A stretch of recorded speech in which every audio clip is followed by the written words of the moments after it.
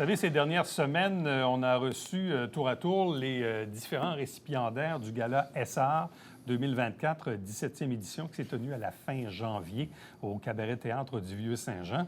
C'est intéressant parce que ça nous permet de découvrir des artistes, de les honorer. On a reçu la jeune violoniste Marianne Paquin, qui avait reçu le prix Révélation, le prix Partenariat décerné à l'homme d'affaires Jacques Tremblay, qui a souvent milité, entre autres, pour la sauvegarde de l'Église à l'Acadie. On a reçu aussi Alain Desrochers, grand réalisateur de films d'action, qui a reçu le prix Hommage. Et le prix Rayonnement a été décerné au conteur François Lavallée. Il est avec nous. Bonjour et bienvenue. Félicitations. Merci, M. Latour. Merci. Comment ça a commencé, la carrière de conteur? Et c'est une belle affaire, ça, parce que c'est vrai que c'est un métier puis une profession. Je fais beaucoup de rencontres dans les écoles primaires, secondaires, puis ils me demandent combien tu gagnes? Est-ce que ça c'est un métier, ça, c'est un travail? Ben oui, c'est un métier. Puis comment ça a commencé? Moi, j'étais enfant, j'avais une facilité à partir dans mon imaginaire. J'allais à l'école Sacré-Cœur à Iberville. J'avais pas de misère à regarder, mettons, une goutte d'eau qui tombait par la fenêtre puis à partir dans ma tête, pendant que le professeur était en train de... Puis rendu chez nous, dessiner, écrire des histoires, être vraiment dans le récit. On avait dit ça s'appelle le déficit de l'attention. Oui, puis encore, faut-il définir à quel endroit est-ce qu'on accorde notre attention. Moi, j'étais dans ce qui était transmis par le professeur. Moi, j'avais cette facilité-là à partir, puis à décoller sur mon territoire imaginaire. Puis après, comme animateur d'un camp de vacances, on m'a fait de merveilleux cadeaux de me nommer conteur au bord du feu de camp. Ah oui? Oui, c'est les enfants. C'est comme ça que ça a parti? C'est comme ça que ça a commencé. Je ne m'attendais pas à faire ça dans la vie, de raconter des contes. Je ne savais même pas que ça existait. Puis à 17 ans, j'ai travaillé à la ferme Beauvallon, à Sabrevois. Ouais. Et par la suite, au club Vacances 100 watts, qui était avec l'émission de télé avec Marc-André Coallier. Ouais. Puis au bord du feu, mais on m'a dit, on aime donc ça quand tu racontes. Pourrais-tu revenir demain, après-demain? Puis ça fait 29 ans que je reviens. Je ne m'attendais pas à faire ça. Donc, ça a commencé tout doucement, oui, un peu comme un travail d'été, si on veut, un travail jeunesse. Mais quel a été l'élément déclencheur pour que ça devienne, dans la jeune vingtaine, une occupation à temps plein, là? C'est ça aussi. T'sais, on passe du travail du jeune homme, disons, qui vient de finir son secondaire. Puis quand on entre dans l'âge adulte, quel a été l'élément déclencheur? Bien, c'est les invitations. Ça s'est vraiment construit tranquillement sans que je m'en aperçoive vraiment. Je pense que les gens ont reconnu que j'avais, je ne sais pas si on peut appeler ça une espèce de don de la parole. Il y en a qui disent ça des fois, ou je ne sais pas, j'avais une facilité à communiquer. Puis peut-être que en me faisant inviter à raconter, à prendre la parole par des amis musiciens, quand j'étais au cégep, par exemple, au cégep Saint-Laurent, où il y avait des gens en théâtre, en musique, que je côtoyais au café étudiant, puis il y avait des spectacles la fin de semaine. Ils m'invitaient dans des soirées poésie, des soirées de performance. Puis tranquillement, ça s'est construit sans que je m'en aperçoive, on dirait. Et j'acceptais ça. Et j'y allais. Puis à un moment donné, la question s'est posée, à 23 ans, à savoir si j'allais commencer à en faire un métier. Puis je suis allé là. Qu'est-ce qui vous a convaincu de continuer? Parce que souvent, dans le domaine des arts, la famille, les amis, ils vont dire « Ouais, c'est beau que tu joues de la guitare ou que tu livres des contes, mais trouve-toi une vraie job, puis tu iras faire ça le soir puis la fin de semaine. » À partir de quand vous avez décidé d'en faire vraiment votre principale occupation, votre métier? On avait déménagé à 23 ans. On a eu notre premier enfant à 23 ans avec ma blonde Rebecca. On est parti de Montréal. On a lâché nos jobs. Moi, j'étais responsable d'un service de garde en milieu scolaire. Très jeune dans ma vie, à 23 ans, mon gars va avoir 24 là, cette année, ma fille 22. À l'Orange, on est parti à Saint-Denis-sur-Richelieu. On a acheté une maison. On s'est installé là. Et rendu là-bas, j'ai travaillé avec les enfants aussi. On a fait un camp de jour. Mais vite, j'avais l'impression de faire partie d'une communauté. Puis en faisant partie d'une communauté, il y avait un terreau très riche à raconter avec l'histoire des Patriotes à Saint-Denis, la Maison nationale. Il y avait un imaginaire qui était rattaché à ça. Puis je me rendais compte que ma manière d'être dans le monde, d'exister, c'était aussi de faire apparaître ça. La part d'imaginaire dans le monde réel. Et en plus que l'imaginaire, il y a aussi des questions sociales qui viennent s'ajouter à ma pratique tout à coup. Avoir une vision sur le monde agricole, sur le monde des villages et de la ville, les, les passages d'un à l'autre, ce que ça implique, ce que ça soulève comme question. Et là, tout à coup, je me suis mis à écrire des histoires en partant toujours de 3 couches. La couche imaginaire, parfois, on commence d'un récit. Après, on va dans l'intime, sur qu'est-ce que cette histoire-là fait en moi, me rappelle, me convoque dans mes propres souvenirs. Puis, une couche sociale sur des questions plus grandes que moi, qui me dépassent. Fait qu'on dirait que le fait de m'ancrer, aller dans un village comme ça, à une autre échelle, m'a permis de déployer mon travail puis mes outils de conteur. Comment on accroche l'attention du public? C'est, oui, la qualité du contenu, mais c'est forcément aussi la manière et la façon de le livrer. Ah, vous le savez aussi, en communication, on a des manières différentes de s'adresser, mais on est dans le rapport à l'autre. Et je pense qu'avant de prendre la parole, ça prend une très grande écoute du monde qui est autour, comprendre soi où on est par rapport à tout ce qui peut se passer autour.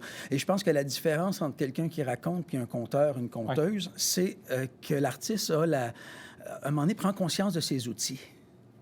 Il prend conscience de ses outils et à chaque matin, quand il se lève, pour moi, en tout cas, je réfléchis à qu'est-ce que j'ai envie de raconter, comment je vais le raconter.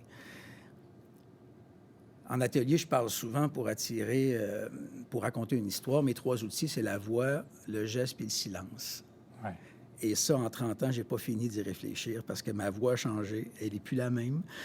Mes gestes sont plus tout à fait les mêmes. La vie change puis amène tout son lot de surprises. Puis, il y a le silence qui n'est plus le même, que j'habite plus de la même manière.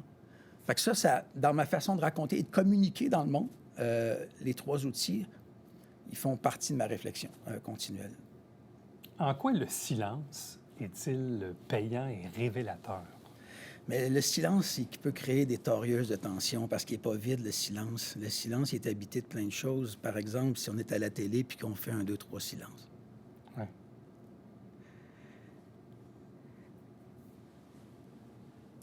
Le silence peut être troublant à la télé. Oui, c'est ça. Non, non. Le silence, il peut être troublant, mais le silence est rempli. Et ce trouble-là, ce qui se passe à l'intérieur de soi, tout à coup, ça devient comme une musique dans un film d'horreur. C'est une tension très nette. Le silence, c'est très révélateur parce que, bon, nous, on est à la télé, donc si on fait un silence, les gens nous voient quand même. À la radio, c'est atroce parce que là, surtout pour les gens qui produisent des émissions, on se dit, il y a un problème avec l'émetteur, il n'y a plus rien en ondes. Mais pourtant, même, je parlais l'autre jour avec quelqu'un qui est expert en vente. Puis il disait que le silence était très payant aussi parce que quand tu fais une présentation de vente, puis tu attends que le client te réponde, puis tu dis rien, semble-t-il que c'est très payant, ça. Moi, je ne suis pas vendeur, mais ça semble que c'est très payant. Mais bref, c'est intéressant de voir comment on peut jouer. On joue avec les mots, on joue avec les silences, mais ultimement, oui, ça prend une histoire à raconter parce que on a beau être le plus divertissant du monde, si l'histoire est plate, l'histoire est plate. Donc, il faut que le contenu se tienne. Oui, il faut que le contenu se tienne. Puis c'est vrai qu'on peut parler de la forme et du fond. La forme est aussi importante que le fond parce que le fond est précieux. C'est ce qu'on a envie de porter. Ouais. C'est ce qui fait la profondeur puis l'épaisseur d'une histoire. Quand je vous parlais tantôt de mes 3 couches, ce qui fait qu'un conte traditionnel est intéressant, quand on se l'approprie puis le raconte aujourd'hui, c'est parce qu'il y a une part d'intime qui est là en échafaudage derrière, puis une part sociale. Ça ressemble à quoi une semaine ou un mois de travail d'un conteur comme François? L'agenda, il a l'air de quoi? Là? C'est quoi les commandes? C'est quoi les... De ce temps-là, mettons, là, je suis en train d'écrire un récit qui va être pour la réalité virtuelle, par exemple, de 3 minutes, où je suis en train d'écrire et me mettre dans la peau de la personne qui va avoir le casque sur le visage et qui va voir tout autour sans qu'il y ait personne. Et comment on crée l'intimité dans la relation? Comment est-ce qu'on crée à partir du silence une voix qui débarque avec un autour, une histoire qui se raconte. Je suis en train de travailler là-dessus. Je travaille avec une troupe de danse, Zogma, qui fait de la danse percussive, qui mélange le contemporain sur une mise en scène en écriture de leur prochain spectacle. Je travaille avec un sculpteur des Îles-de-la-Madeleine qui travaille sur des ossements de baleine, sur une installation poétique scientifique qui va se promener dans les musées, dans les salles d'un congrès. Puis je fais des ateliers dans les écoles, de la maternelle jusqu'à l'université, en conférence, je fais des spectacles. Avec le Ruisseau, je suis en salle la semaine prochaine à Sainte-Marie-en-Beauce, à Châteauguay, Saint-Eustache. Fait que dans ma vie, je fais de l'accompagnement, je fais de la dramaturgie, de l'aide à l'écriture, je prête ma voix aussi, je fais tout ce qui peut toucher à l'art de prendre la parole puis de raconter.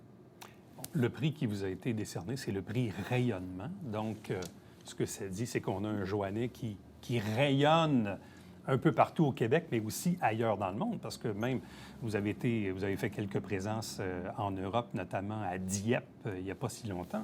Ah, j'étais à Dieppe, mais dans le coin ça, de Moncton, au Nouveau-Brunswick. Oui, dernièrement. Mais oui, depuis 30 ans, j'ai fait une centaine de tournées à l'international, dans des grandes salles avec des orchestres symphoniques, avec des scènes nationales en France, à l'île de la Réunion, dans l'océan Indien, en Roumanie, au Djibouti, au Niger, dans plein de contextes. Mon métier m'a amené à faire des rencontres exceptionnelles, extraordinaires. Puis pour revenir au prix, le nom du prix, c'est le prix Rayonnement. Et tantôt, on parlait des tout débuts au bord du feu de camp. Ce que j'aime dans le mot rayonnement, c'est ça s'approche du verbe rayonner. Et rayonner, pour moi, dans ma carrière, c'est plus fort qu'éblouir. Dans un métier des arts de la scène où on tend à éblouir plus qu'à rayonner. Rayonner, c'est plus doux. Une espèce de lumière qui se répand comme ça, mais qui part d'un territoire, d'un point d'accroche, puis qui rayonne. Quand vous êtes à l'étranger, là, puis prenons l'exemple là, de la Franco-Fête à Dieppe, en France, est-ce qu'on se sent investi d'une mission? Est-ce que le regard du public français ou autre à l'international est différent? C'est quoi la curiosité, exemple, pour des Français de dire on va aller voir un Québécois conteur? Bien, au début, quand j'allais en France, on m'invitait parce que j'étais Québécois, puis j'avais un accent, puis je transportais avec moi un univers. On m'invitait pour ça, ce qui est une bonne chose en soi parce que ça fait partie de notre couleur, de notre identité. Mais à un moment donné, tu as le goût qu'on s'intéresse à ton écriture, à ta manière d'être en relation sur scène, d'être dans ton rapport, et qu'on s'intéresse à ça parce que l'accent, il fait partie, c'est notre rapport au monde. On est là, nos mots, le choix des mots qu'on prend. Puis à un moment donné, on s'est intéressé à mon écriture, à ce que j'avais à dire, aux thèmes qui sont dans mes récits. Et là, tout à coup, ça l'a ouvert sur plein d'autres affaires. Parce qu'on ne veut pas être juste le gars qui a un accent, puis c'est donc ben le fun parce qu'il y a un Québécois qui vient nous jaser. Ouais. Faut aller au-delà de ça. Moi, j'ai toujours eu peur qu'on m'enferme dans des petites boîtes. On dirait que c'est mon côté fatigant puis rebelle un petit peu, là, de toujours déplier les boîtes, de les ouvrir. Tout le temps, quand on se met à m'enfermer. Le conteur, par exemple, un conteur, c'est quoi? C'est avec sa pipe, son faux foyer en carton, sa cheminée, puis qui est en train de raconter avec un vieil accent des histoires. Ça peut être ça.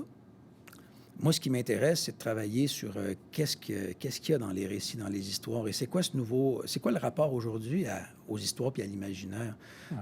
Fait qu'aussitôt que je me suis mis à faire l'anatomie de ma pratique, là, ça l'a ouvert sur plein d'univers. En terminant, qu'est-ce que vous avez le goût de conter? Qu'est-ce que vous avez le goût de raconter? Je dis souvent que je suis un artiste de la parole, de l'imaginaire puis de l'assemblée. J'ai envie de parler de la parole qui permet d'entrer en relation avec l'autre, de l'imaginaire, parce que avec ce qui se passe dans le monde, avec tous nos défis, ça va nous prendre beaucoup de créativité et d'imagination pour s'inventer des nouvelles histoires à laquelle croire. Ça part peut-être de là, d'ailleurs, les grandes questions puis les grands changements, de à quoi on croit, et de l'assemblée, parce que je crois profondément qu'on peut se retrouver au bord d'un feu de camp, les genoux collés. Fait que dans mon métier, je réfléchis toujours à la parole, à l'imaginaire, à l'assemblée. C'est pour ça que c'est ça que j'ai envie de raconter puis de dire. François Lavallée, merci beaucoup. Félicitations encore une fois. Bien, merci beaucoup, M. Latour. Restez avec nous. On vous revient après ceci.